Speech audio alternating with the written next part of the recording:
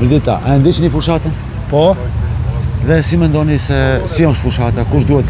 deri në këto momente fushatën e shoh shumë relaksuse, normal pak dë njerë dhe pak me gjuhë jo të mirë, me gjuhë të urrejtjes, por si të qoftë dëshiroj që kjo të përfundoj me ato normat që parashe ligji, demokraci, jemi në shtet demokraci, jetojmë edhe duhet të jemi pak ma liberal, jo me gjuhë të urrejtjes. Po, kush mendon se duhet të fitoj komunën e Tetovës?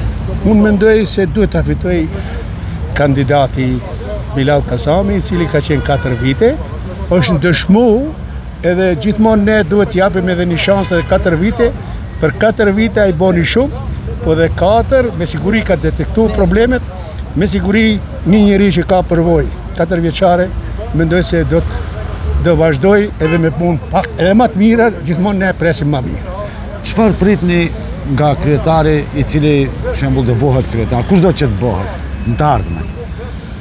Unë pres aty ku i ka vazhdu, i ka përfundu, vazhdoj me ato projekte, gjithmonë ne një herë për gjithmonë t'i flakim më kërkesat infrastrukturore, po t'i mbillim me këtë mandat, flasim për kulturë, për sport e kështu me radhë.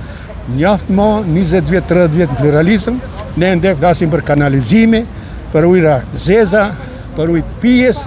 Unë du shpresoj edhe besoj që me Bilal Kasami mendoj se duhet t'i përmbyllë këto kërkesa edhe në të ardhmen ne të flasim për kulturë, për sport e kështu me radhë. Faleminderit shumë.